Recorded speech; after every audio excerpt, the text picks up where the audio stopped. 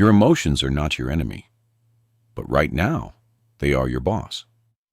Every time fear whispers stop, you stop. Every time frustration says quit, you quit. Every time anxiety says, this is too much, you shrink. You tell yourself you will start tomorrow, that you will feel more motivated next week, that you just need to be in the right headspace first.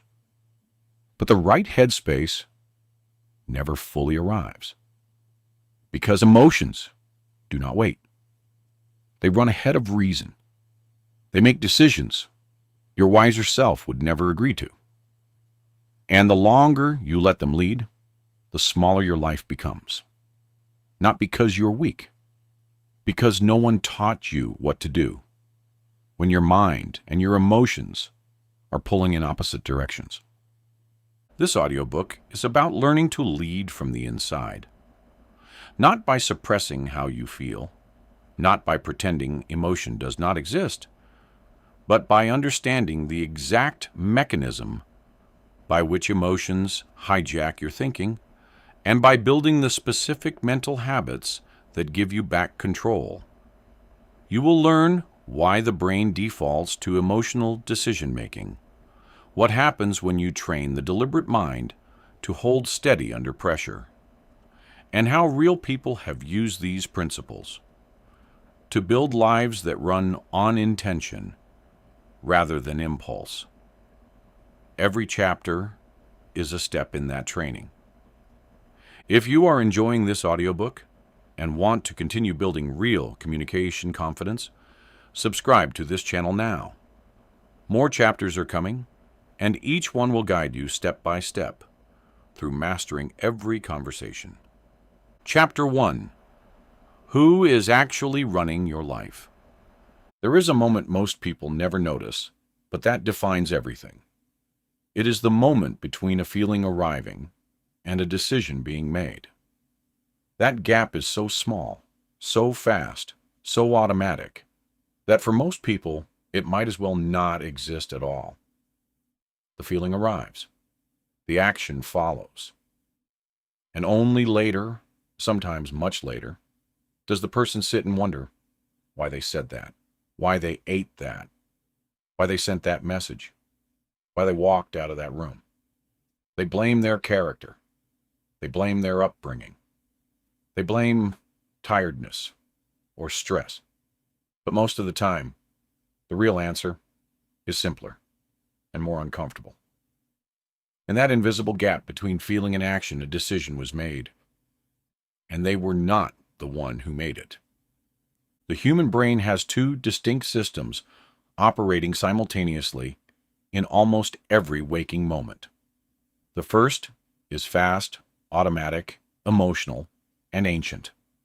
Neuroscientists associate it primarily with structures deep in the brain, including the amygdala, which processes emotional experience and threat with blinding speed.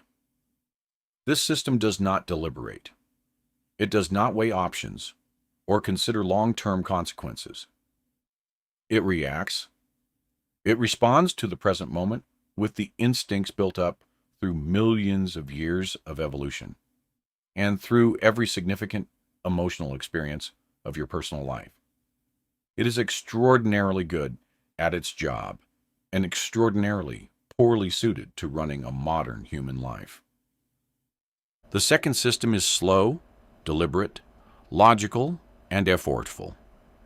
It is associated with the prefrontal cortex, the most recently evolved part of the brain, and it is the seat of planning, reasoning, impulse control, and the kind of thinking that makes you different from every other species on the planet.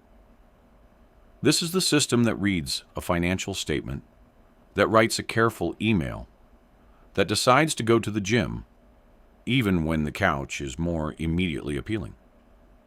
But this system is not the default. It requires effort to engage, and it fatigues with use. And crucially, when the emotional system fires with enough intensity, the deliberate system gets overridden. Not just slowed down, functionally overridden. Psychologist Daniel Kahneman described these two systems in detail in his landmark book on thinking, calling them System 1 and System 2. His decades of research showed that humans rely on System 1, the fast emotional system, far more than they believe they do, and far more than is actually beneficial in many modern contexts. People believe they are making rational decisions when the decision was actually shaped by an emotional reaction they did not notice. They believe they are responding to facts when they are responding to feelings triggered by those facts. The sensation of rationality is not the same as its presence, and understanding this gap is the beginning of actually closing it. The emotional hijacking that occurs when the fast system overwhelms the deliberate one has been studied carefully in contexts ranging from financial trading to medical diagnosis to criminal sentencing. In each context, the pattern is the same. Under conditions of emotional arousal, whether from fear, excitement, anger, or anxiety, the quality of deliberate reasoning drops measurably. Decisions made under strong emotional influence show predictable patterns of error: excessive risk-taking when excited, excessive caution when afraid, retaliatory choices when angry, poor memory encoding when anxious. The errors are not random. They follow the logic of the emotion rather than the logic of the situation. Recognizing that you are not primarily running your own life is not an invitation to self-blame. The emotional brain is powerful because it has had much longer to develop than the deliberate brain, and because its speed was genuinely adaptive throughout most of human history. The problem is not that you have a powerful emotional system. The problem is that nobody handed you an instruction manual for working with it. Most people spend their entire lives being managed by their emotions without ever learning that the relationship can be deliberately renegotiated. This book is that negotiation. Every chapter is one step closer to becoming the person in that invisible gap who actually makes the decision. The gap itself can be trained. This is the most important thing to understand at the outset, and it will be returned to in different forms throughout every chapter ahead. The space between a feeling arriving and a behavior following is not a fixed biological constant. It is a trainable capacity. Some people have it almost not at all, responding to every emotional signal as though it were a command. Others have developed it into something substantial, a measured pause between stimulus and response in which genuine choice becomes available. That pause is not achieved through willpower in the grinding traditional sense. It is achieved through the specific neurological training that the chapters of this book describe. The person who finishes this book will not have become someone who does not feel things. They will have become someone who feels things and is still the one deciding what to do next. That distinction is everything. Emotions will still arrive. Fear will still whisper. Frustration will still rise. Anxiety will still make certain things feel bigger than they are. But those signals will have found their proper role, as information rather than as commands, as inputs to the decision rather than as the decision itself. The mind trained to obey you rather than your emotions is not a colder mind or a less alive one. It is a freer one. Chapter 2. The Anatomy of an Emotional Hijack. It begins before you know it has begun. A piece of information enters your perception. An email with a critical tone. A facial expression that might be contempt. A phrase in a conversation that resembles something that once hurt badly. The sensory signal travels from your eyes or ears to the thalamus. the brain's central relay station. And what happens next is the piece of neuroscience that most people have never been told, and that changes everything once they understand it. The signal does not go directly to the thinking brain for evaluation. It takes a shortcut. Joseph Ledoux, the neuroscientist who mapped this pathway, called it the low road. The signal arrives at the amygdala before the cortex even knows what the information is. The amygdala is the brain's alarm system. It has been running threat detection software for far longer than the modern thinking brain has existed. When it receives a signal through the low road, it does not ask questions. It does not request more context. It compares the incoming signal against its stored library of emotional memories, the catalog of every experience that ever produced pain, danger, shame, or threat, and if it finds a match, it fires. The firing activates the stress response. Cortisol and adrenaline flood the system. Blood redirects from the digestive system and prefrontal cortex to the large muscle groups. Breathing accelerates. Heart rate elevates. The body is preparing for a fight or a flight that the situation may not require at all. While all of this is happening in milliseconds, the thinking brain is just beginning to receive the same information through the longer, more deliberate high road. By the time the prefrontal cortex has enough information to evaluate whether the situation is actually threatening, the emotional response is already underway. The feelings are already present. The physical arousal is already operating. And because the thinking brain uses the same information it receives from the body to understand what is happening, it often concludes that the emotion must be appropriate to the situation. After all, your body feels like there is a threat. There must be a threat. This circular reasoning between the emotional body and the interpreting mind is how an email becomes an existential crisis and a neutral comment becomes a devastating personal attack.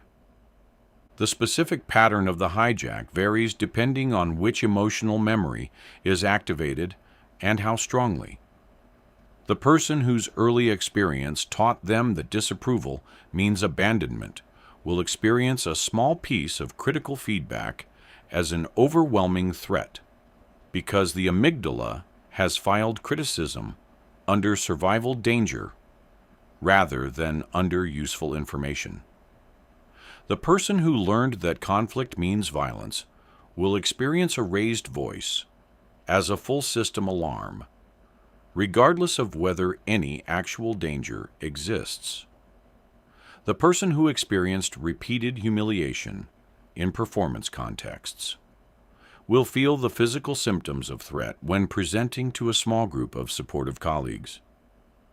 The hijack is not proportional to the current situation. It is proportional to the emotional memory the current situation activated. Understanding the hijack anatomically matters for one specific reason. It removes the moral dimension. When a person understands that the emotional takeover they experienced was a neurological event with a specific biological mechanism, the framework shifts from character failure to system operation. You did not lose your temper because you are an angry person. Your amygdala fired a threat response to a signal that matched a stored, painful memory. And the resulting arousal overrode your deliberate system before you could intervene. That does not mean the behavior had no consequences or requires no accountability. It means that changing the behavior requires working with the system rather than condemning yourself for having one. Emotional memories are stored differently than factual memories, which is part of what makes them so influential. Factual memories can be updated with new information.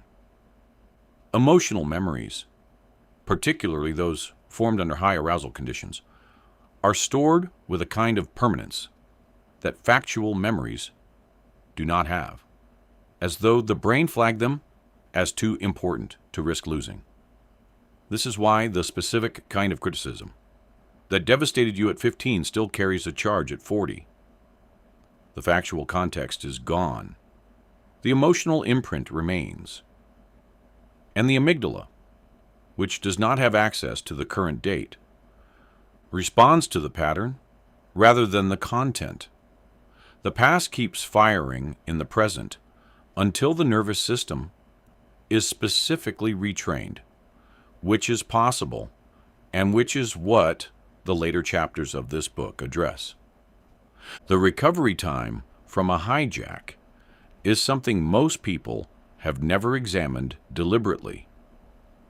After the amygdala fires and the stress hormones flood the system, the body does not immediately return to baseline. The physiological arousal continues for some period, and during that period, the thinking brain remains partially compromised. Research suggests that the arousal from a strong emotional trigger can linger for 20 to 90 minutes, even after the triggering stimulus has resolved.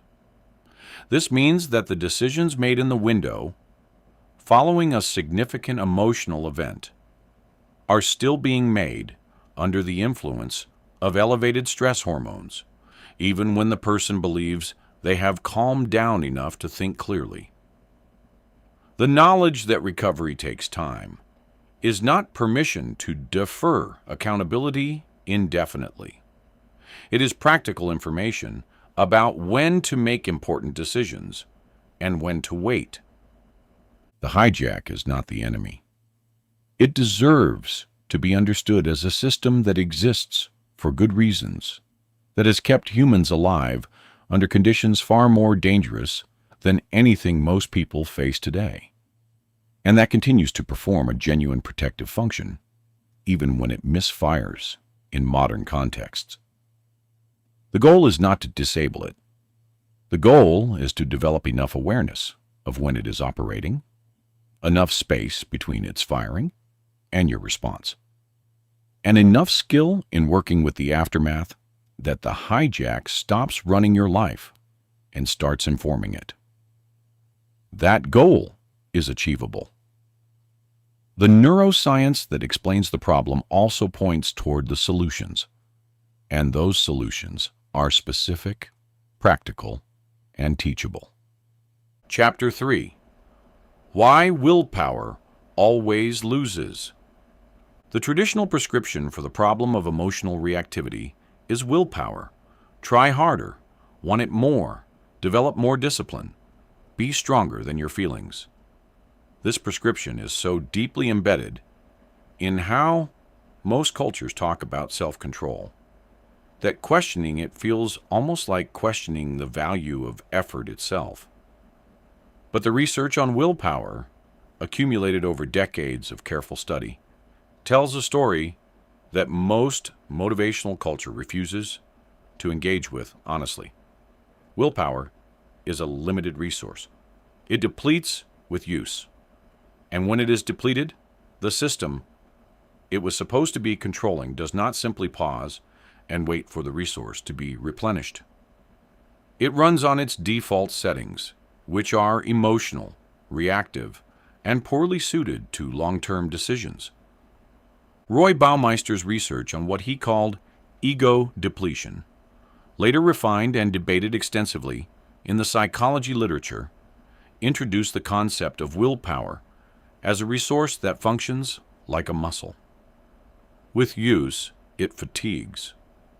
And with fatigue, the quality of self-regulation declines measurably. Judges who had not eaten recently granted parole at dramatically lower rates than judges who had. Medical residents made poorer clinical decisions at the end of long shifts than at the beginning. People who had spent the morning resisting temptation made worse dietary choices in the afternoon. The specific mechanism has been debated, but the directional finding has proven robust.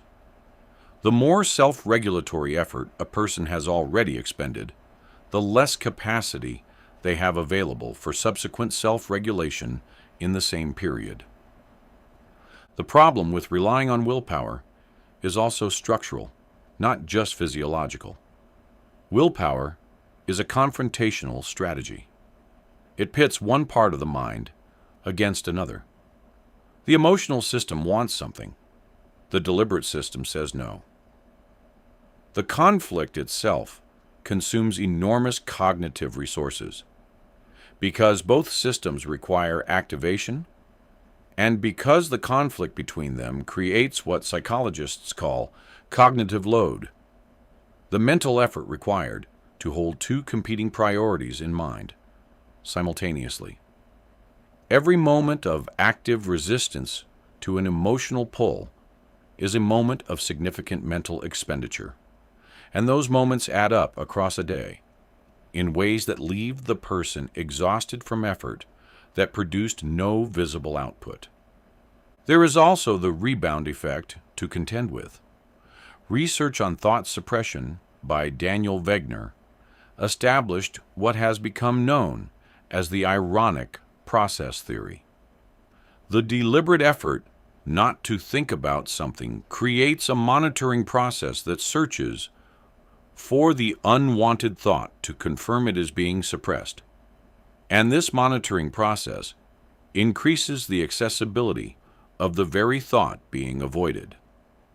Tell yourself firmly not to think about eating the chocolate, and the chocolate becomes more mentally present, not less.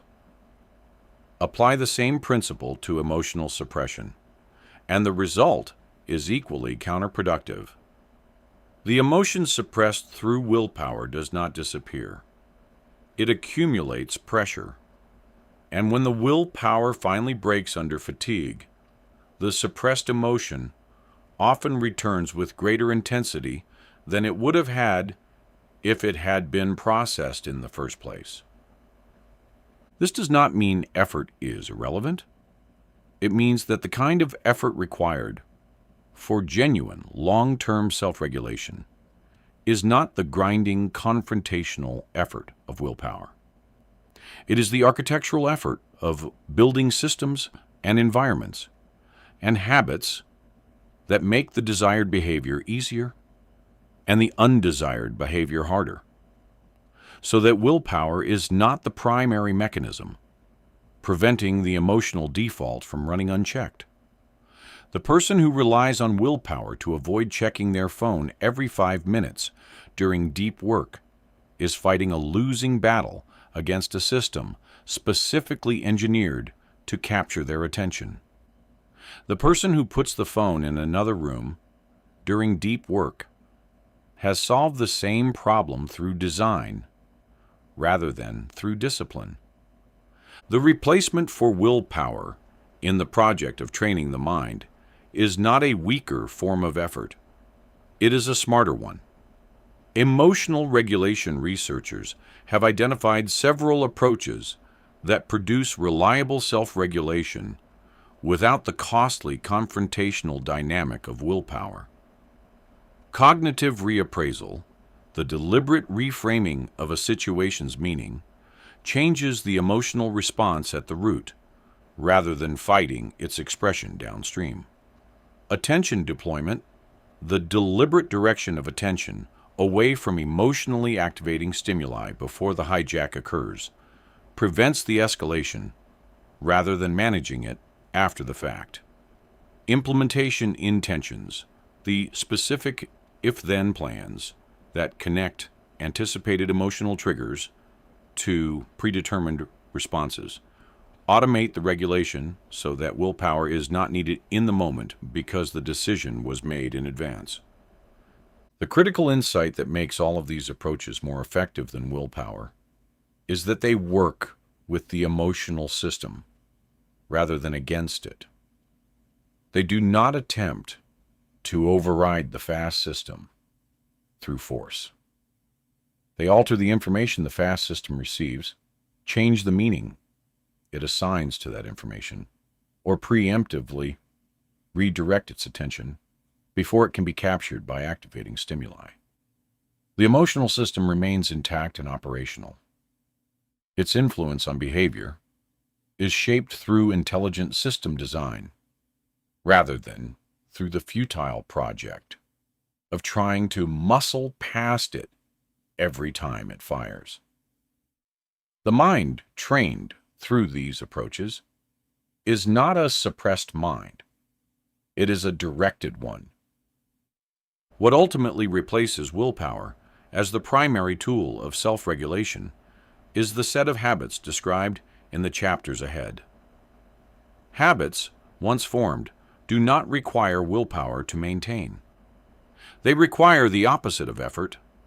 They run on the grooved pathways of well-practiced behavior that the brain has encoded as routine. The person whose morning routine includes deliberate emotional regulation practice is not using willpower to do it after the first weeks of formation. They are doing it because the behavior has been automated into the structure of the morning. Willpower built the habit. The habit no longer needs willpower. This is the real architecture of self-mastery, not the white-knuckled grip on impulse, but the patient construction of systems that make good regulation the natural default. Chapter 4. The Pause, Training the Gap. Between Feeling and Action. Viktor Frankl, who survived the Nazi concentration camps and went on to become one of the most influential psychiatrists of the 20th century, wrote something that has been referenced in virtually every serious discussion of human freedom and self-determination since. Between stimulus and response, he wrote, there is a space. In that space is our power to choose our response. In our response lies our growth and our freedom. Frankl did not arrive at this insight from a comfortable position. He distilled it from conditions of extreme suffering, in circumstances where almost every external freedom had been stripped away, and the only freedom remaining was the internal one. The space he described is real. It is neurologically real, and it can be deliberately developed. The pause is not a personality trait. It is not a gift that calm people have and reactive people lack. It is a trainable neural capacity that functions through the activation of the prefrontal cortex's inhibitory control systems, which can interrupt the downstream behavioral expression of an emotional response long enough for deliberate evaluation to occur. Research by cognitive neuroscientist Matthew Lieberman and his colleagues found that simply labeling an emotional state, putting a name to what is being felt in the moment of activation, reduces amygdala activity and increases prefrontal engagement. The act of observing the emotion, rather than being the emotion, is itself a neurological intervention. The pause begins with the noticing.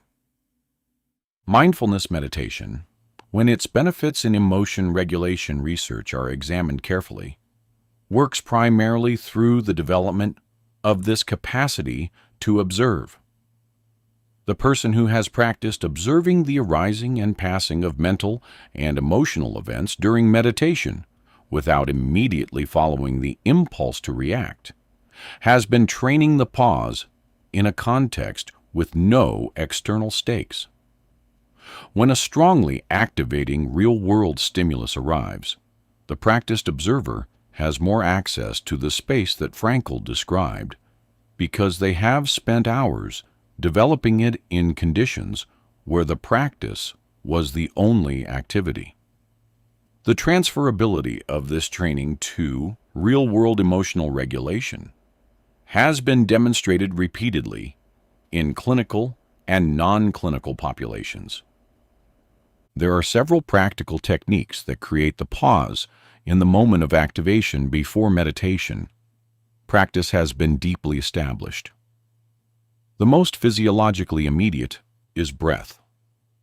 One full, deliberate exhalation activates the parasympathetic nervous system within seconds, slowing heart rate and reducing cortisol release in ways that extend the window of deliberate choice. This is not a metaphor for calming down. It is a specific physiological intervention that changes the biochemical environment in which the next decision will be made. The breath does not eliminate the emotion. It creates enough space around it for the thinking brain to show up to the conversation before the emotional system has already acted. The second technique is physical movement, used not to escape the emotion, but to metabolize it. The physiological arousal produced by an emotional hijack was designed to fuel action, specifically the action of fighting or fleeing. When neither of those options is available or appropriate, the arousal stays in the system and continues to influence cognition and behavior. Walking, even for a few minutes, uses the physiological preparation in the way it was designed to be used and reduces the residual arousal more efficiently than simply sitting and waiting for it to pass. The person who steps outside after receiving upsetting news is doing something neurologically intelligent, not avoiding the situation, but preparing their nervous system to engage with it more effectively. Cognitive diffusion, a technique developed within acceptance and commitment therapy, is a third approach to creating the pause that operates at the level of relationship to thought rather than at the level of physical state. Diffusion practices create psychological distance between the person and the content of the emotional experience by changing the relationship from fusion, where the thought is experienced as reality, to observation, where the thought is experienced as a mental event passing through awareness. Techniques as simple as prefacing an emotional thought with the phrase, "I notice I am having the thought," that shifts the experiential quality of the thought from immediate reality to observed mental content. The thought has not changed. The relationship to it has. And that relationship shift is where the pause lives. Building the pause into the specific situations where you most commonly lose it requires a practice that behavioral psychologists call proactive coping, the identification in advance of the situations that consistently trigger emotional hijacking and the preparation of a specific response plan for those situations. The person who knows that critical feedback activates their shame response can prepare, in a calm moment, a specific way of receiving feedback that is practiced and ready when the trigger fires. The person who knows that conflict with a particular person consistently produces escalation can have a predetermined exit plan that creates space before the conversation destroys the thing both people are trying to protect. The pause is not improvised in the moment. It is prepared in the quiet before the storm arrives. The pause, once developed, changes the phenomenology of emotional experience in a way that is both subtle and profound. The emotion still arrives with full intensity. The feeling is not muted or suppressed. But the automatic pathway from the feeling to the action is no longer the only pathway available. Another route has been built, one that passes through awareness and deliberation before arriving at behavior. The person standing in that route is no longer a passenger in their own experience. They are a participant. And that participation, even when the final choice is influenced significantly by the emotion, is the difference between being run by your life and running it. Chapter 5. Naming what you feel and why it changes everything. Alexithymia is a clinical term for the inability to identify and describe one's own emotional states. It sounds like a rare condition, but exists on a spectrum, and significant portions of the general population operate with limited emotional vocabulary without knowing it. The person who can only describe their internal state as bad, good, stressed, or fine is not emotionally impoverished. They simply were never taught the more specific language that makes emotional experience legible to the thinking mind. And this matters far more than most people realize, because the ability to name an emotion precisely is not just a linguistic nicety. It is a functional cognitive capacity that determines how much control a person has over their own emotional experience. The research on affect labeling, naming what you feel in the moment you are feeling it, is among the most replicated findings in effective neuroscience. Matthew Lieberman's work at UCLA used brain imaging to show that affect labeling reduced amygdala activation while simultaneously increasing activity in the prefrontal cortex. Simply naming the emotion that was arising changed the neural architecture of the experience within moments of the naming. The experience did not become less intense in terms of its content, but the relationship between the emotional system and the deliberate system shifted in a direction that gave the deliberate system more influence over what would happen next.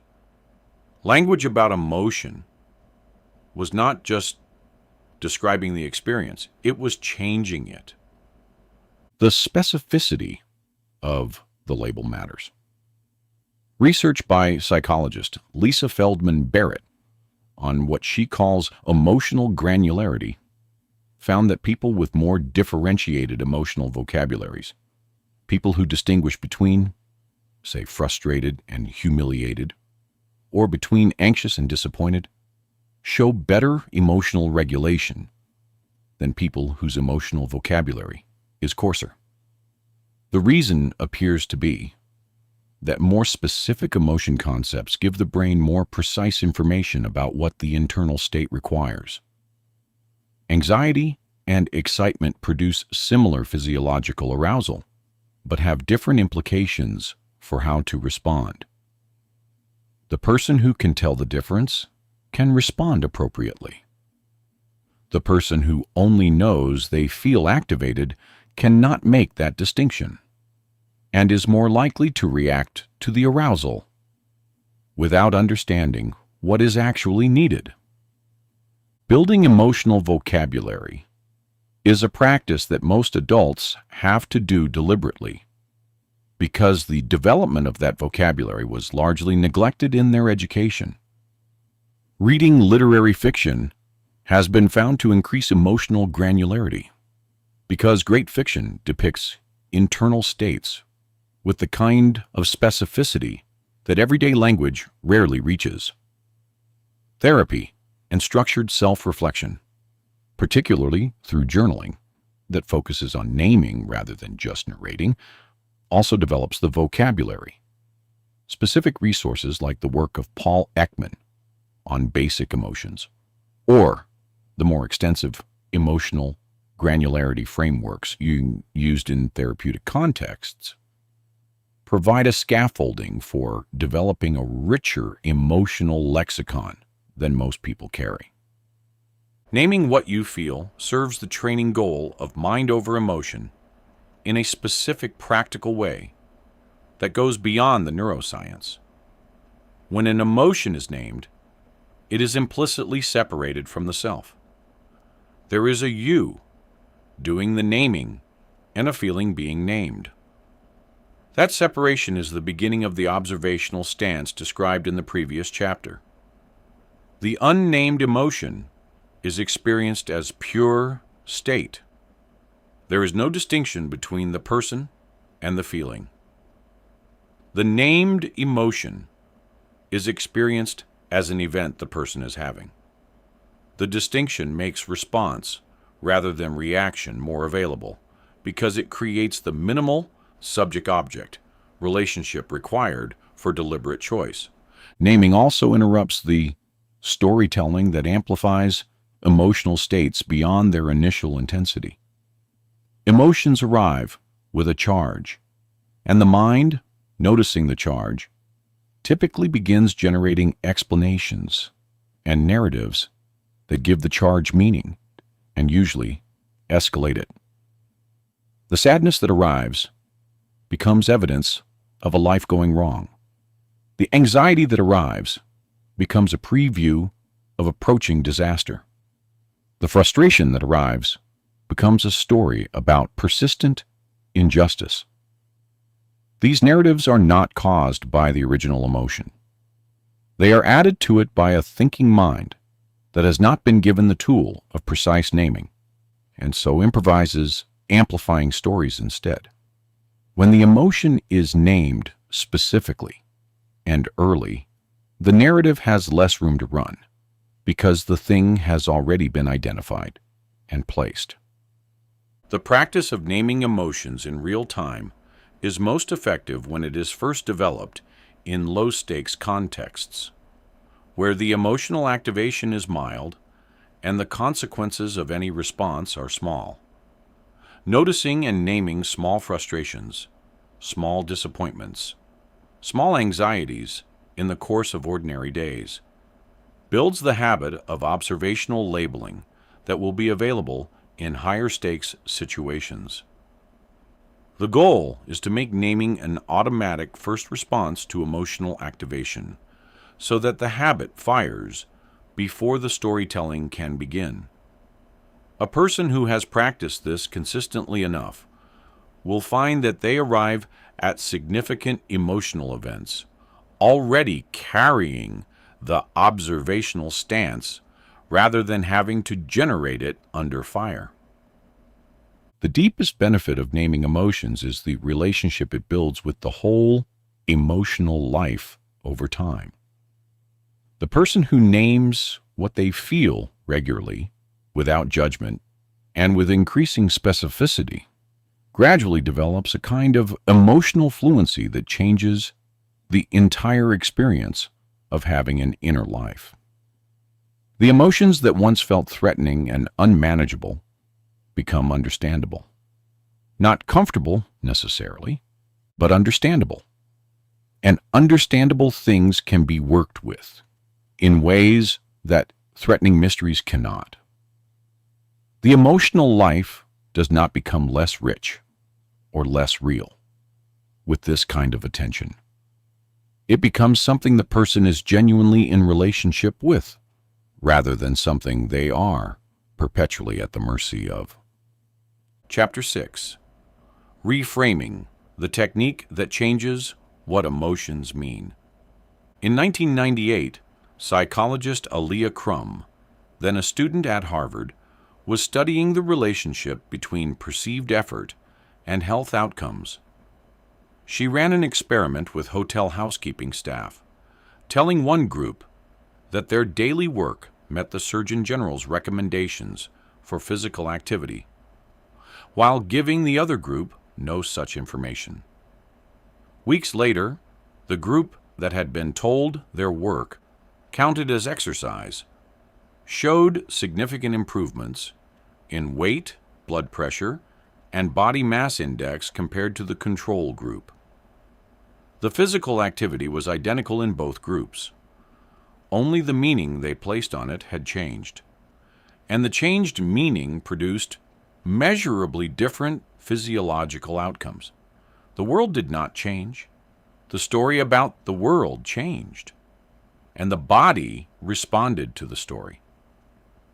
Cognitive reappraisal is the formal name for the deliberate practice of changing the meaning assigned to a situation in order to change the emotional response to it. It is one of the most studied and most consistently validated emotion regulation strategies in all of psychology. Unlike suppression, which fights the emotional response after it has already occurred, reappraisal intervenes at the level of the meaning making that produces the emotional response in the first place.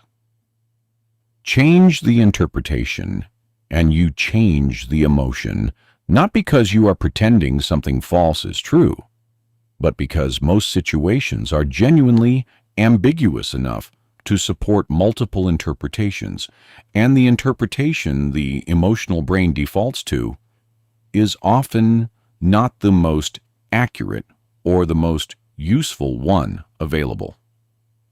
The reappraisal process has several distinct forms that are useful in different situations. Recontextualization places the current event in a larger temporal or situational context that changes its emotional significance. The failed presentation that feels catastrophic in the moment looks different when viewed from the position of a full career. The rejection that feels devastating when fresh becomes information about a mismatch rather than evidence of unworthiness when held in the context of a long life of relationships. Temporal distancing, the specific practice of asking how this will feel in a week, a year, or a decade, is a recontextualization tool that research has repeatedly shown to reduce emotional intensity and improve the quality of subsequent decisions. Reframing threat as challenge is another form of reappraisal with a specific body of evidence behind it. Research by Jeremy Jameson at the University of Rochester found that teaching people to reinterpret the physiological arousal of stress, the elevated heart rate, the quickened breath, as preparation for meeting a challenge, rather than as evidence of being overwhelmed, improved their performance on subsequent tasks and changed the cardiovascular profile of their stress response in ways that are physiologically healthier. The arousal was the same. The meaning assigned to it changed from threat to challenge, and both the experience and the physiology shifted accordingly. The nervous system does not just produce emotion. It responds to the story about the emotion. The role of perspective taking in reappraisal is worth its own examination. Research by psychologist Ethan Kross found that when people address themselves by their own name during self-reflection, as in asking, "Why did Sarah react that way?" rather than "Why did I react that way?"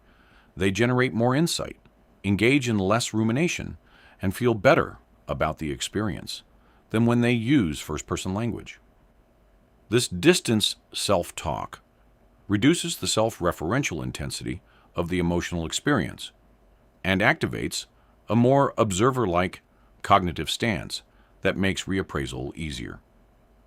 The emotion is still fully recognized, but the perspective shift creates enough distance for the deliberate mind to participate rather than simply witness helplessly. There are limits to reappraisal that are worth naming honestly, because ignoring them is a way of turning a genuine tool into a form of emotional bypassing. Reappraisal is not appropriate or effective for all emotions in all situations. Some emotions carry genuine information that reappraisal would distort. The grief of real loss is not productively reframed as something to be glad about. The anger at genuine injustice is not best managed by recontextualizing it into indifference. The fear of a real danger is not well served by a challenge reframe. The skill is in distinguishing between the emotions that are misfiring relative to the actual situation, where reappraisal is genuinely useful, and the emotions that are providing accurate information that needs to be heard rather than changed. Learning to reframe is a practice rather than a one-time skill, and it requires the same graduated approach described in earlier chapters. Beginning with low-stakes situations, where the emotional response feels slightly disproportionate to the situation, and practicing applying an alternative interpretation builds the cognitive habit of looking for the reframe before settling into the first emotional conclusion. The person who practices this in small moments, asking what else this could mean or whether there is another way to see this, develops an automatic tendency toward interpretive flexibility that is available when genuinely difficult situations arrive. The alternative interpretation does not replace honest assessment. It sits alongside it as evidence that the first emotional conclusion is not the only one available. Reappraisal, practiced consistently, changes something about the relationship with the emotional system that goes beyond any individual application of the technique. It gradually establishes the understanding, at a level below conscious articulation, that the meaning of a situation is not given by the situation itself. Meaning is constructed. And the person who constructs meaning gets to participate in that construction rather than simply receiving whatever interpretation the fast emotional system generates by default. That participation is one of the central capacities of the trained mind. Not control over what happens, which is rarely fully available, but genuine influence over what happens means, which is always at least partially within reach. Chapter 7. Emotional Triggers and How to Disarm Them. A trigger is a piece of present reality that activates a stored emotional memory from the past. The stimulus is current. The response belongs to an earlier time. The gap between the two is where most reactive behavior lives. And closing that gap requires understanding not just the mechanism of triggering, but the specific content of the individual emotional memories that are being activated. Most people have a handful of core triggers that account for the majority of their most disproportionate emotional responses. These triggers are not random. They follow patterns that connect to the central emotional vulnerabilities formed in early experience. Identifying your specific patterns is the beginning of disarming them. The most common trigger categories map onto the core emotional needs that, when threatened, produce the most intense responses in most people. Threats to belonging, to competence, to autonomy, to fairness, and to identity. Each produce characteristic response patterns that appear reliably across individuals. The person whose early experience included conditional love, where belonging felt dependent on performance, will be triggered intensely by perceived disapproval and by situations that feel like they are being evaluated or found wanting. The person who experienced significant loss of control will be triggered by situations that limit their autonomy even when those limitations are appropriate and bounded. The specific trigger maps onto the specific wound, and the wound was formed in conditions that no longer exist in the current life of the adult being triggered. Trigger mapping is the practice of tracing a disproportionate emotional response backward to its source. When a reaction feels larger than the current situation explains, the question worth asking is not what is wrong with me for reacting this way, but what earlier experience is this situation resembling? The reaction is not random. It is the emotional system doing its job, detecting a match between current and past, sounding the alarm, and producing the response that was produced in the original situation. The fact that the original situation no longer exists and that the current situation may require a completely different response is information the emotional system does not have access to, unless the thinking mind provides it. Writing about triggers is one of the most effective practices for gaining clarity about their content and reducing their emotional charge. The Pennebaker writing protocol described in Chapter 3 applies here directly. Writing specifically about the situations that trigger the strongest emotional responses, exploring what they connect to an earlier experience, and then writing about the current situation from the perspective of the adult who survived, whatever the trigger is related to, produces both insight and reduced reactivity. The emotional memory does not change, but its relationship to the current moment changes when it is clearly labeled as past experience rather than present threat. The writing makes the distinction available in a way that real-time activation cannot. Somatic approaches to trigger work address the fact that triggers are stored not just in the mind, but in the body. The body has its own memory of threat, encoded in the specific tension patterns, breathing habits, and physiological arousal signatures that accompanied the original experiences. When a trigger fires, the body's response is not just psychological. It is the physical replay of what happened then.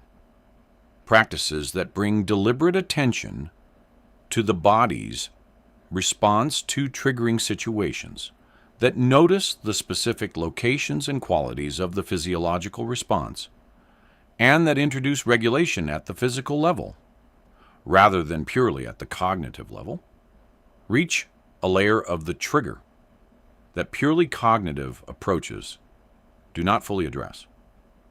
The breath work, the movement, the physical grounding practices described throughout this book are not alternatives to the cognitive work. They are its necessary complement. Exposure and response prevention, the therapeutic approach developed for anxiety disorders and obsessive-compulsive conditions, provides a model for trigger work that applies beyond clinical populations. The principle is graduated exposure to the triggering stimulus in conditions of safety without the behavioral response that the trigger normally produces, until the emotional alarm attached to the stimulus decreases through the repeated experience of non-catastrophe. Applied to everyday triggers, this means deliberately, in small and controlled doses, putting yourself in contact with the situations that activate your most significant reactivity and practicing the regulated response rather than the habitual one. Each time the trigger fires and the habitual response is not expressed, the neural association between the trigger and the response weakens slightly. The trigger does not disappear. The automatic pathway from trigger to reaction does. The relationship between self-compassion and trigger disarmament is one that most approaches to emotional regulation underemphasize. Triggers are not signs of weakness or evidence of damage that should be hidden. They are the entirely predictable consequence of having been human, of having had experiences that mattered and that left their mark on the system designed to protect against recurrence. The person who meets their own triggers with curiosity and compassion rather than with shame and self-criticism is in a fundamentally better position to do the work of disarming them, because shame and self-criticism are themselves activating, adding additional stress to a system that is already managing a trigger response. Self-compassion does not make the work easier by making the triggers less real. It makes the work possible by removing the secondary layer of reactivity that self-condemnation adds on top. When a significant trigger is genuinely disarmed, the change is recognizable and worth naming because it is easy to miss in the gradual quality of its arrival. The situation that once produced physical activation and automatic behavioral response now simply registers as a situation. It may still produce a feeling, but the feeling is proportionate to the current reality rather than amplified by the historical one. The adult response becomes available in place of the historical reaction.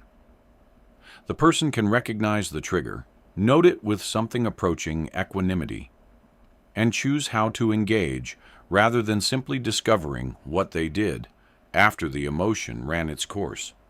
This is not numbness. It is the specific quality of freedom that genuinely trained emotional regulation produces. Chapter 8. Building Emotional Stamina for Hard Days. Hard days are not exceptional. They are structural. Every person who is attempting anything genuinely difficult will encounter periods when the emotional resistance to continuing is intense, when the reasons to stop feel more compelling than the reasons to go on, when the gap between current reality and desired reality is most visible and most discouraging. The question is not whether these days will come. They will come with a predictability that should itself be part of the preparation. The question is what the person does when they arrive. And the answer to that question is largely determined not by what they decide in the moment, but by what they have built in the periods of relative ease that preceded the difficulty. Emotional stamina is the capacity to remain functionally engaged with a difficult task or situation over an extended period, despite the ongoing presence of emotionally challenging experience. It is not the absence of the difficult feeling. It is the maintained ability to act in the presence of it without being derailed by it. Research on resilience, the related concept studied in the context of how people recover from adversity, consistently identifies several factors that predict emotional stamina: strong and genuine social connection, a meaningful sense of purpose that extends beyond immediate comfort, a history of previous difficulties successfully navigated, and the specific physiological practices of sleep, movement, and nutrition that support the nervous system's capacity for sustained regulation. Recovery is a practice that most people mismanage.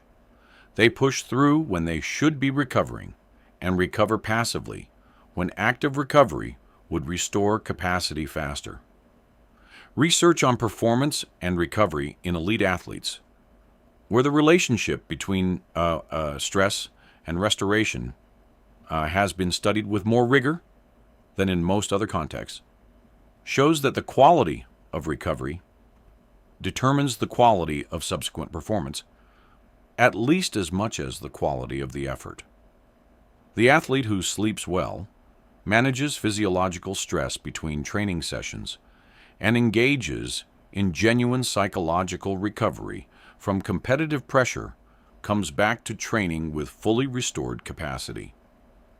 The athlete who trains through inadequate recovery accumulates physiological debt that eventually expresses as both physical and psychological performance decline. Sleep is the most powerful recovery tool available and the one most chronically undervalued in cultures that associate long hours with virtue. Research by sleep scientist Matthew Walker has documented with uncomfortable specificity what happens to emotional regulation under sleep deprivation. The amygdala becomes 60% more reactive to negative emotional stimuli when the person has had insufficient sleep. The connection between the amygdala and the prefrontal cortex that allows the deliberate mind to modulate the emotional response weakens significantly. The person who is sleep deprived is not just tired. They are operating with a compromised emotional regulation system, one that is more easily triggered, more intensely reactive, and less capable of recovery from triggering. Every session of deliberate emotional training is undermined by chronic sleep deprivation. The relationship between physical movement and emotional stamina is direct enough to deserve specific attention beyond the general guidance to exercise. Research on the specific effects of different types of physical activity on emotional regulation capacity has found that aerobic exercise has the most reliable and broad positive effect, improving mood, reducing anxiety, increasing stress tolerance, and generating the neurological conditions for more effective, deliberate thinking. Even brief periods of moderately intense movement, 20 to 30 minutes, produce detectable improvements in mood and cognitive function that persist for hours. The person who moves their body as a deliberate practice of emotional maintenance is not just investing in physical health. They are directly servicing the system they are trying to train. Meaning is the emotional sustainer that gets people through the hardest days when all other resources are depleted. Viktor Frankl observed in the concentration camps, and psychology research has confirmed extensively since that the presence of a reason to endure can make endurance possible under conditions that would break people who lacked it. This is not mere inspiration. It is a functional psychological mechanism. When a goal connects to something genuinely valued, the emotional cost of pursuing it under difficulty is partially offset by the sense of purpose that the connection provides.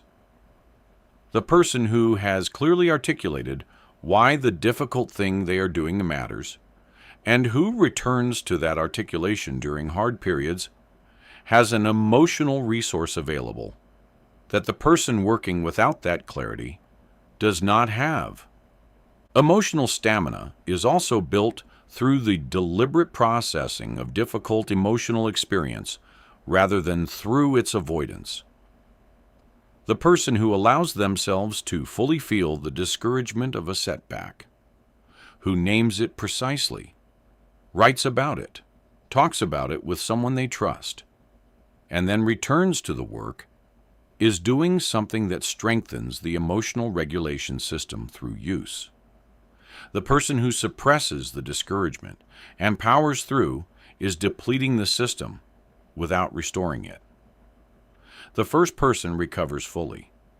The second person accumulates a deficit that eventually produces a collapse that the first person's approach avoided entirely. Rest, recovery, and full emotional processing are not indulgences. They are the maintenance that keeps the system capable of doing the work. The accumulation of hard days navigated is itself a resource that compounds. Every day that the emotional resistance was present and the action happened anyway adds to the evidence base that you can do this. Not just that you decided to do it this time, but that you have done it before, that you survived the difficulty, that the system held under pressure, and that you came through and were still standing on the other side. This evidence base is not merely motivational. It is neurological. The brain updates its threat assessment of difficult emotional experience based on a history of having survived it. And each addition to that history makes the next difficult period slightly less threatening and slightly more navigable than the one that preceded it. Chapter 9. The decision-making mind under emotional pressure. The decision you most regret making was probably made under emotional pressure. Not necessarily intense, dramatic pressure, though sometimes that. More often, the quiet, persistent pressure of anxiety that needed relief, or the fog of grief that made the present feel unbearable, or the flush of excitement that made every risk seem small, or the slow burn of resentment that made a disproportionate response feel entirely justified. The decisions made under these conditions are not random.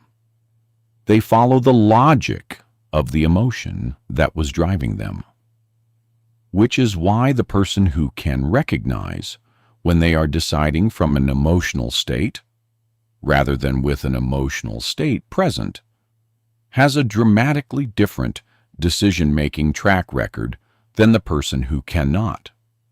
Research by behavioral economist Dan Ariely and others in the field of decision science has mapped the ways in which emotional states systematically bias decision-making in predictable directions. Elevated anxiety produces decisions that overweight loss and underweight gain, leading to excessive risk aversion and missed opportunities. Elevated excitement produces the reverse, overweighting potential gain and underweighting potential loss. Anger makes decisions more confident and less careful. Sadness makes people more willing to trade future value for present relief, producing a specific form of impulsivity that is different from excitement-driven impulsivity, but equally costly. Each emotional state applies a different lens to the decision and produces characteristic errors that the non-emotional state would not produce. The concept of temporal discounting is central to understanding emotion-driven decisions. Temporal discounting refers to the tendency to value immediate outcomes more than future outcomes, even when the future outcome is objectively more valuable. Under emotional pressure, temporal discounting accelerates. The future becomes less real and less motivating. The present need becomes more urgent and more consuming. This is why people who would never make certain financial decisions, while calm, make them readily under financial stress. It is why dietary choices deteriorate under emotional distress. The future self, who will bear the consequences of the present decision, becomes cognitively distant, almost unreal, in the presence of strong current emotion. The present moment and its emotional urgency consumes the available decision-making space. The most effective intervention for improving decision quality under emotional pressure is not the elimination of the pressure before deciding, which is often not available, but the development of what decision researchers call decision hygiene, a set of practices that reduce the influence of transient emotional states on decision quality without requiring those states to be absent. Creating separation between the emotion and the decision through time, as in sleeping on an important decision rather than making it in the moment of peak activation, is one of the most reliable of these practices. The simple fact of having slept allows the acute emotional state to moderate and the deliberate system to re-engage before the decision is made. Perspective taking before deciding is another form of decision hygiene with specific research support. The exercise of imagining how a trusted advisor who knew the full situation would assess the decision, or considering how the decision will appear from 10 years in the future, or asking what you would advise a friend facing the same choice. All of these temporarily install a perspective that is less dominated by the current emotional state. The question, what would a calm, clear-headed version of me decide here is not rhetorical. It is an actual cognitive exercise that partially activates the deliberate processing associated with the calmer state and partially modulates the emotional influence on the decision being made. Pre-commitment is a powerful tool for people who know their emotional patterns and the decision context in which those patterns are most likely to produce poor choices. The practice of deciding in advance, in a calm and deliberate state, what you will and will not do in specified emotionally charged conditions, and then holding to those pre-commitments when the emotional state arrives, transfers the decision-making from the compromised present tense emotional mind to the clear-headed past version of the same mind. The investor who pre-commits to a specific stop-loss rule does not have to make a decision under panic when the market falls. The decision was made in advance. The emotional moment requires only adherence, not fresh deliberation from a compromised system. What makes the trained mind's decision-making different from the untrained one is not immunity from emotional influence on decisions. Emotions provide genuinely useful information that should inform decisions rather than be excluded from them. Fear warns of real danger. Grief signals what was genuinely valued. Excitement points toward energy and possibility. The difference is that the trained mind can work with the emotional information rather than being commanded by it. It can ask whether the fear is proportionate to the actual risk, whether the excitement is based on realistic assessment, whether the anger has enough validity in the current situation to inform the decision, or whether it is primarily history firing through the current trigger. This evaluation is possible only from a state of sufficient self-awareness and sufficient pause, both of which are developed through the practices of this entire book. The decision-making mind that has been trained through the work described in this book makes different choices over time in ways that compound, not dramatically different in any single decision, but measurably different in direction and quality across many decisions. The choices that come from a slightly more deliberate mind, made with slightly more access to long-term values and slightly less dominance of transient emotional states, accumulate into a life trajectory that diverges meaningfully from the one that would have been built from fully emotion-driven choices. This divergence is not visible in a week. It becomes visible over years. And the person who can look back and see the difference knows something about the value of the training that they could not have known from the beginning. Chapter 10. Building Routines that Do the Work Automatically.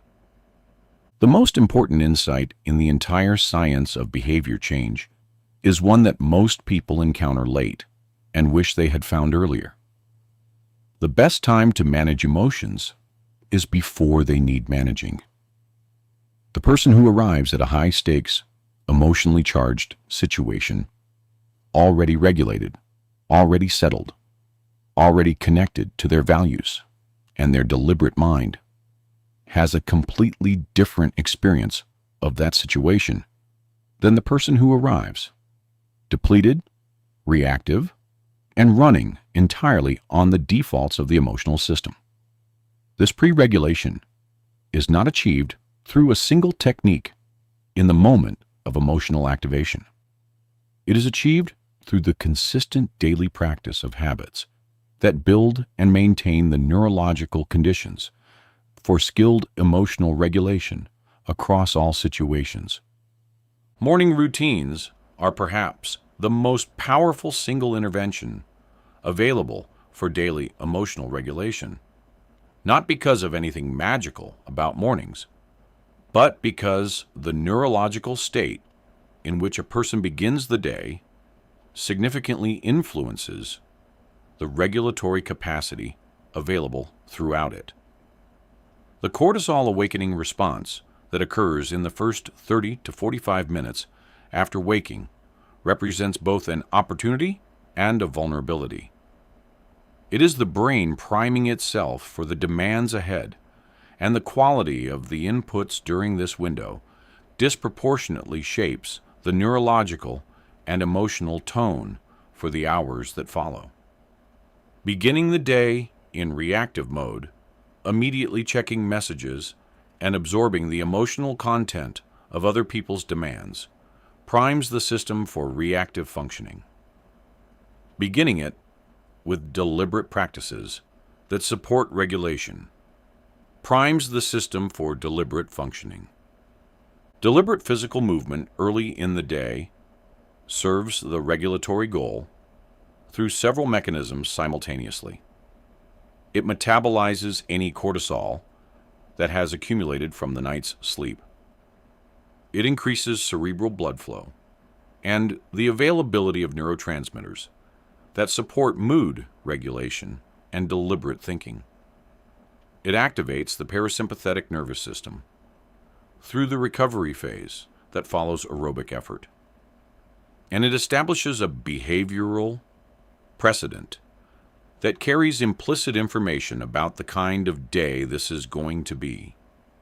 A day that began with deliberate physical practice is, for the person who has built this association, a day in which deliberate management of the self is the operating mode.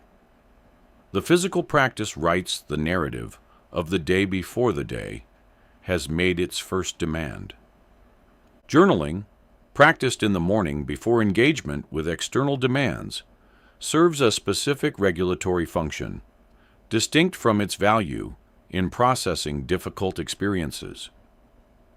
Morning pages, the practice made famous by Julia Cameron, but with roots in much older contemplative traditions, function neurologically as a drain on the background processing of unresolved concerns, completing enough of the unfinished cognitive work of the previous day to free the deliberate system for present engagement rather than divided attention management.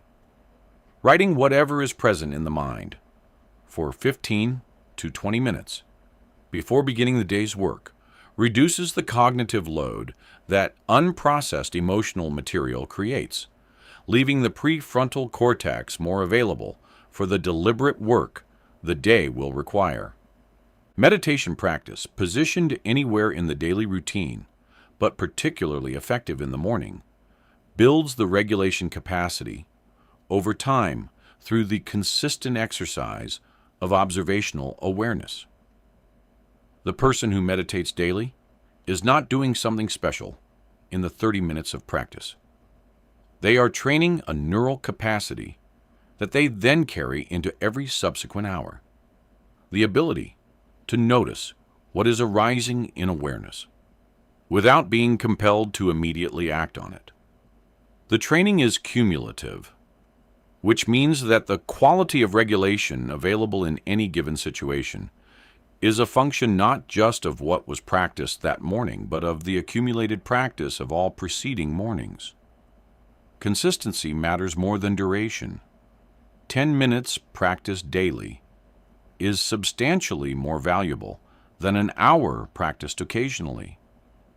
Evening routines are equally important to morning routines in the architecture of daily emotional regulation, though they operate through different mechanisms. The evening routine serves primarily the restoration function, preparing the nervous system for the recovery that sleep provides.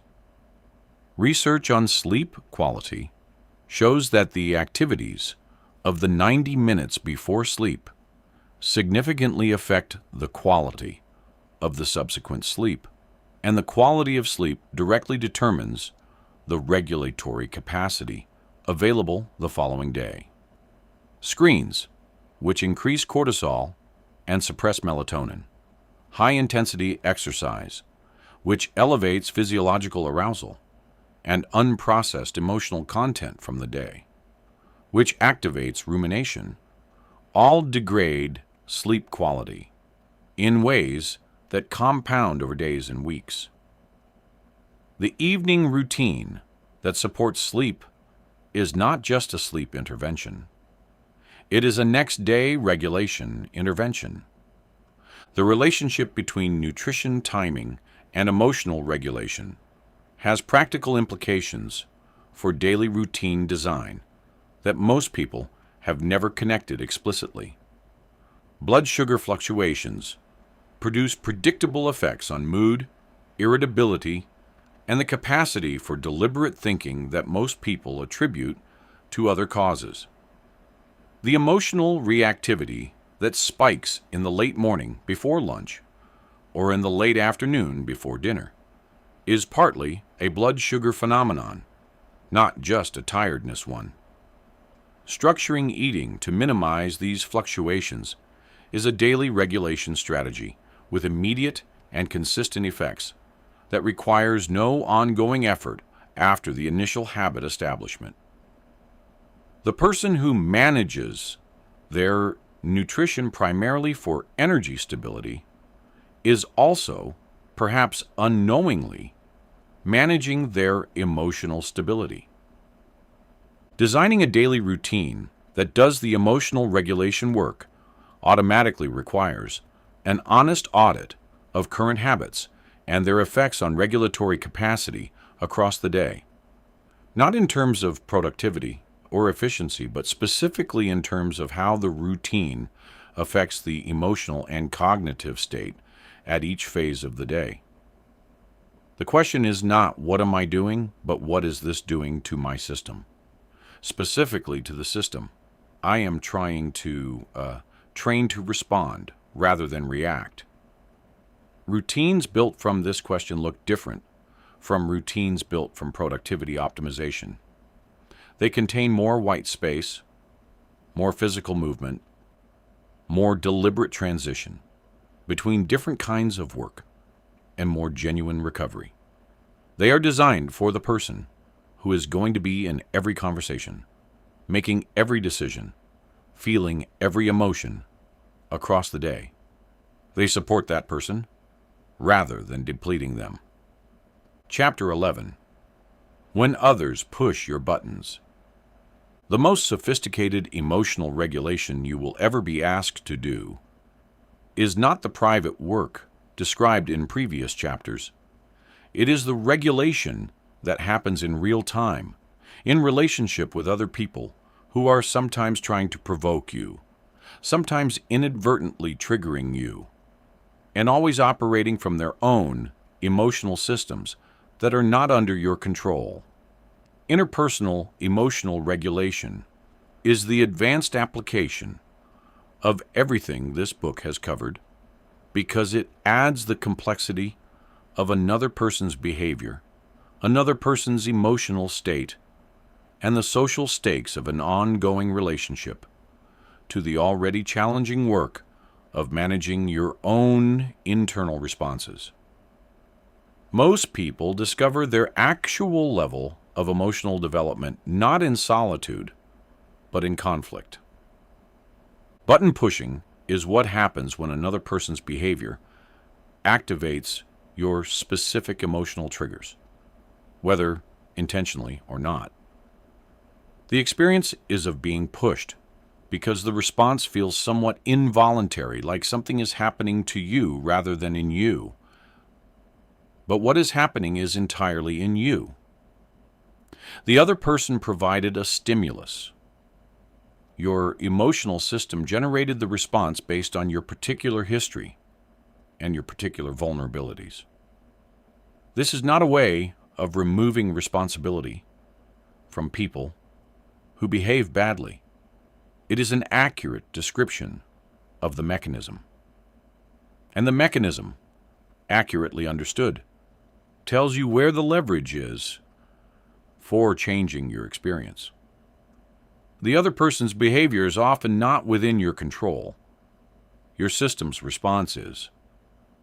The specific challenge of regulation in interpersonal conflict is that the presence of another person, particularly one who is behaving in activating ways, provides continuous triggering stimuli that maintain the emotional arousal at a level that makes the deliberate mind's tools harder to use. The breathing technique, the naming practice, the reframing, all of these require enough cognitive access to employ them. And cognitive access decreases as emotional arousal increases. This is why the most practically important interpersonal regulation skill is not the ability to manage oneself in the middle of intense conflict, but the ability to recognize escalation early enough to prevent it from reaching the level where the deliberate tools are no longer available. The physiological recognition of escalating arousal is what makes early intervention possible. Before the argument is in full flight, before the voice has risen and the position has hardened, there are physical signals that the system is moving toward a hijack. The slight quickening of breath, the specific quality of chest tightening, the particular tension in the jaw or shoulders, the almost imperceptible narrowing of attention. Learning these personal signals, which are consistent enough across repeated activation to be recognizable with practice, creates the opportunity to intervene at a stage when intervention requires much less effort and is much more likely to succeed than intervention in the middle of full escalation. The concept of taking space, the practice of deliberately leaving a conflictual interaction before reaching the point of full hijack, is one of the most practically effective interpersonal regulation tools available and one of the most poorly understood. It is frequently perceived as avoidance, as running from the difficulty, as unwillingness to engage. But the person who leaves an escalating interaction in order to regulate themselves and return when genuine conversation is possible is not avoiding the difficulty. They are creating the conditions under which the difficulty can be genuinely addressed rather than simply enacted. The person who stays and fights through full escalation may feel that they are engaging with the problem, but the dysregulated engagement typically produces outcomes that neither person wanted and that require extensive repair. Empathy is the interpersonal regulation tool that is simultaneously most effective and most difficult to access under emotional pressure. Research by social neuroscientist Tanya Singer found that the neural systems for empathy are distinct from the systems for self-focused emotional processing, and that under conditions of high personal distress, self-focused processing tends to dominate, reducing the access to empathic processing. Simply put, when you are emotionally activated, it is harder to be genuinely empathic, not because you are selfish, but because the brain is managing its own threat and has fewer resources available for attending to the other person's experience. This is why the self-regulation precedes the empathy rather than the other way around. You cannot access genuine empathy from inside a hijack. The specific response that most reliably de-escalates an interpersonal conflict is curiosity about the other person's experience rather than defense of your own position. This is not a communication technique in the superficial sense. It is a genuine orientation that requires genuine regulation, first, because the activated defensive mind cannot produce real curiosity. It can produce the performance of curiosity while the internal experience remains defensive. And people are remarkably good at detecting the difference.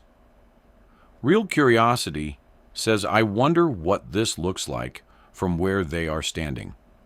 And that wondering is only available to a mind that has enough space from its own activation to genuinely attend to another person's experience as distinct from their own. Building a consistent interpersonal regulation practice means practicing the early recognition and early intervention described in this chapter across every day's ordinary interactions, not just in high-stakes conflicts. The small interpersonal irritations of daily life, the slight impatience in a transaction, the mild frustration with a colleague's approach, the minor annoyance at a partner's habit. These are low-stakes practice opportunities for exactly the skills that will be needed in high-stakes conflicts. The person who practices early recognition and skillful response in small moments is developing the same system they will rely on in large ones. The training is the same. The difference is only in the intensity of what it is tested against. Chapter 12. The mind you build is the life you live. There is a version of you that exists on the other side of this training. Not a different person entirely, not someone who does not feel what you feel or care about what you care about. The same person with the same history and the same loves and the same particular set of things that are difficult. But a person who is more consistently the author of their own response, who arrives at hard moments with a tool and a practice rather than just the hope that this time will be different, who recognizes the familiar physical signal of an emotional escalation early enough to intervene before the intervention is no longer possible, who can name what is happening precisely enough to see it rather than just be it, who has built enough habits and enough recovery practices that the regulation system runs on ordinary days, largely on its own. The cumulative effect of this training on the quality of a life is not dramatic in any single day. It is not visible in a single conversation or a single decision. It becomes visible over months as the pattern of responses shifts. The person who reactive quit 3 jobs notices they have stayed somewhere challenging for a year and found real satisfaction in doing so. The person who blew up relationships at the first sign of real difficulty notices they are in the deepest and most honest relationship of their life. The person who could not sustain effort toward a meaningful goal through any significant difficulty notices they have built something over a sustained period that would have been impossible without the training. The change is structural. It shows in the architecture of the life, not in the excitement of any individual moment. The relationship with your own emotional life that the training produces is worth describing because it is qualitatively different from the one most people have, and the one most people assume is just the condition of being human. The emotions are not less present. They are not less intense. Fear still feels like fear. Grief still feels like grief. Excitement still feels like excitement. But the relationship to them has changed, from one of being managed by them to one of being informed by them. They are inputs to a person who is making decisions, not the decision maker themselves. This distinction is the one that Frankl pointed toward in the space between stimulus and response, and it is genuinely available to the person who has done the work to create it. The social dimension of this training is worth naming as a closing thought because it extends beyond any individual life. The person who has trained their mind to respond rather than react is a genuinely different presence in every relationship they inhabit. The parent who can regulate themselves is the parent who does not pass their unprocessed emotional content to their children. The leader who can hold steady under pressure is the leader who creates psychological safety for the people they lead. The partner who has developed the pause and the empathy is the partner who can hear something difficult without immediately defending against it. The friend who can name their own feelings accurately is the friend whose relationships have genuine depth. The training is personal, but its effects ripple outward through everyone it touches. There is something important to say about the non-linearity of the progress in this training, because expecting linearity and encountering the actual messy trajectory is one of the primary reasons people abandon developmental practices too soon. The progress does not feel like a smooth upward line. It feels like a series of plateau periods, interrupted by moments of genuine breakthrough, followed by regression to patterns that seemed already resolved, followed by more practice and more plateaus. The regression is not failure. It is the normal pattern of any skill learning, in which the thing being trained is a complex, context-dependent, physiologically embedded set of capacities rather than a simple technical skill. The person who stays with the practice through the regressions discovers that the regressions become shorter and the plateaus more stable.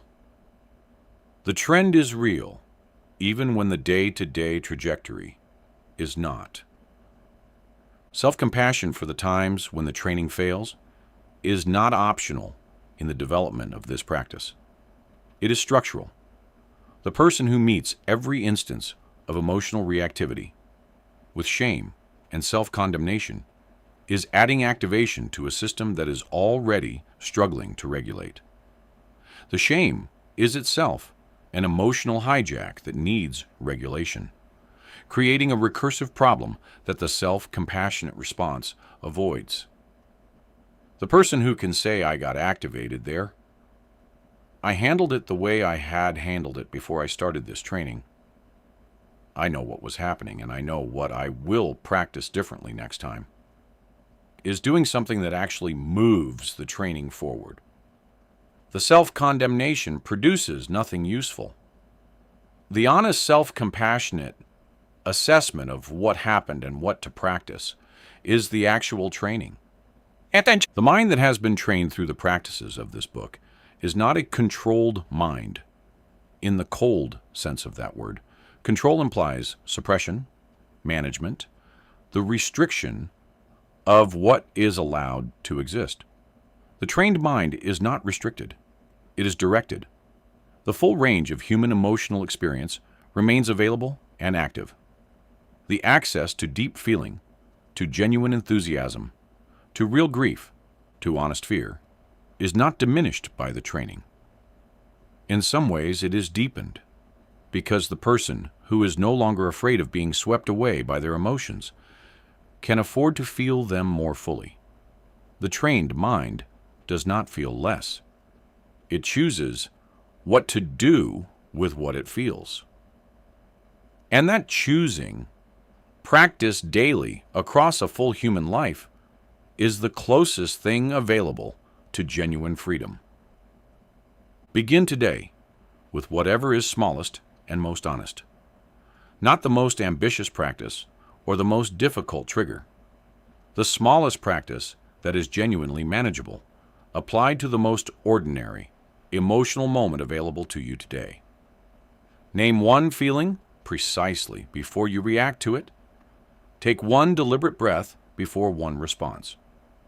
Notice one moment when the emotional system wanted to lead and hold the pause long enough to ask what you actually want to do. These moments are not beginnings in the metaphorical sense. They are the literal construction materials of the trained mind. Every brick is laid in exactly this way, in exactly this kind of ordinary, specific, practicable moment. The mind you will have in 5 years is being built right now, in the small choices you make today, between feeling and action, in the space that is always there, and that always was always yours.